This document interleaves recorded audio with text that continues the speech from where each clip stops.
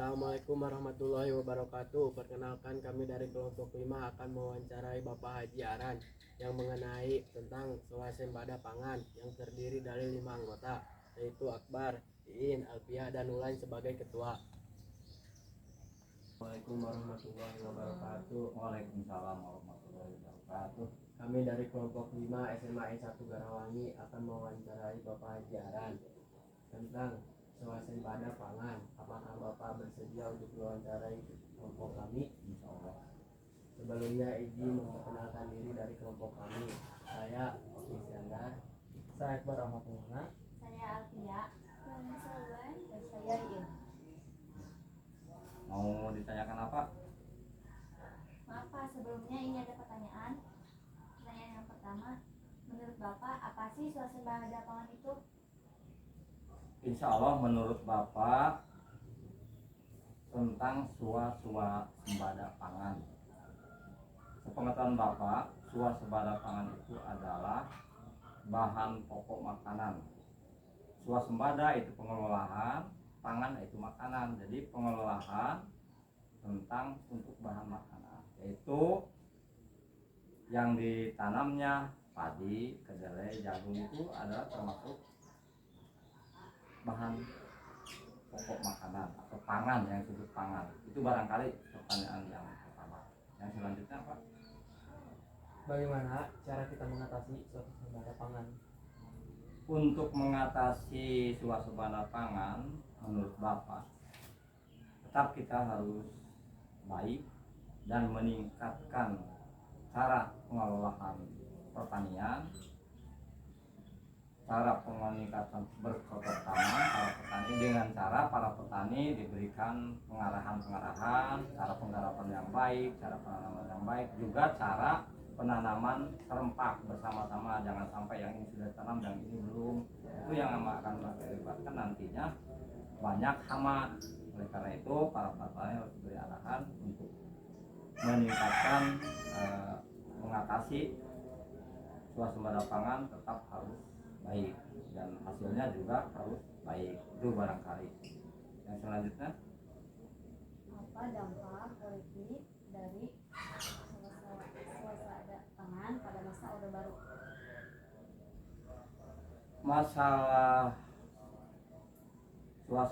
peningkatan swasembada di Orde Baru, waktu dulu Indonesia merdeka tahun 1945, masyarakat Indonesia banyak kekurangan bahan makanan karena kita masih dalam jajahan oleh Belanda, Jepang. Nah, untuk Orde Baru kesininya baru bangsa kita meningkatkan untuk mengelola bahan pokok makanan kita, yaitu melaksanakan peningkatan swasembada pangan, yaitu pengelolaan tanaman dengan baik. Nah, itu untuk peningkatan di Orde Baru. Yang selanjutnya,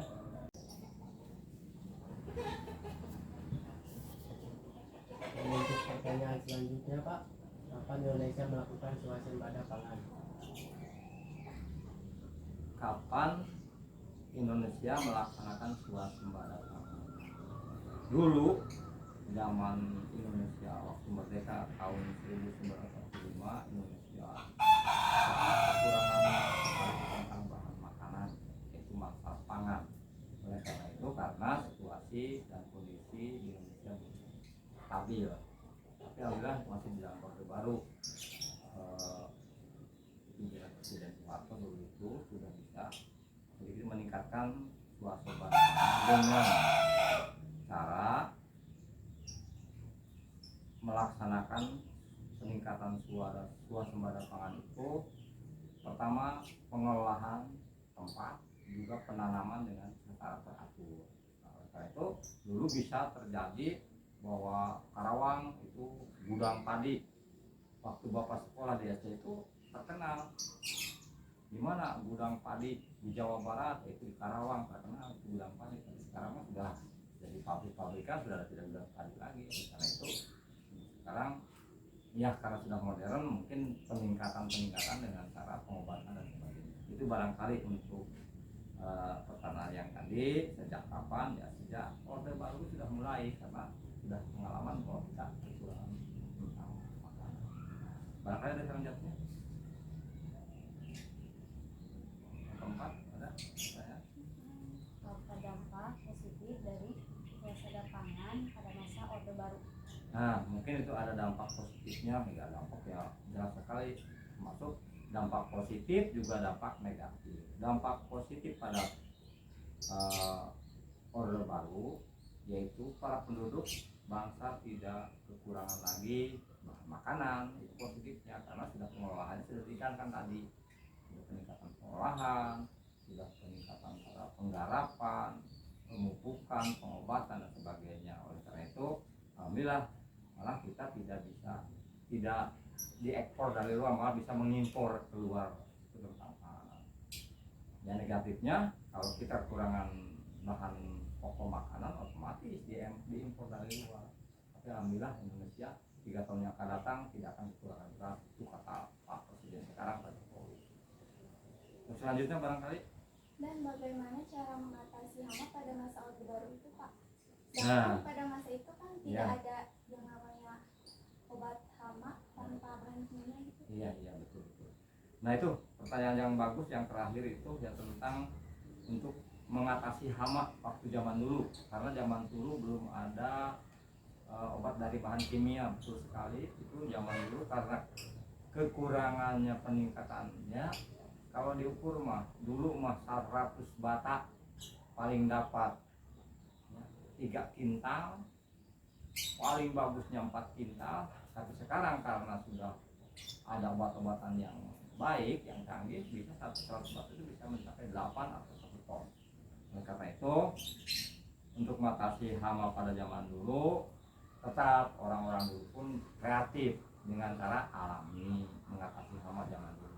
Kalau sekarang sudah tidak asing lagi karena banyak obat tadi yang tanyakan bahan kimia. Kalau dulu mengatasi hama itu dengan alami. Bagaimana cara alaminya? Contoh, kalau ada hama tikus, berit gitu, dengan bergotong royong masyarakat, para petani ke sawah, ke ladang dan sebagainya, memburu tikus-tikus itu dengan cara bagaimana lah, diambil, dibunuh, dijual. Tapi alhamdulillah bisa itu mengurangi hama.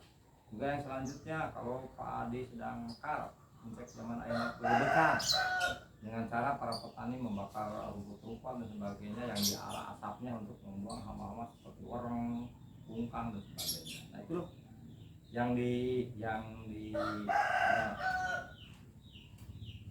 jadi kegiatan oleh para petani zaman dulu untuk menghindari hama-hama waktu zaman dulu. Barangkali itu tekniknya dengan alami, cara penggarapan, penanaman harus bareng bersamaan. Nah itu juga menghindarkan untuk terjadinya banyak hama. Itu barangkali yang saya atau Bapak bisa jelaskan. Semoga bermanfaat pada semuanya, menjadi pengetahuan untuk menghadapi masalah.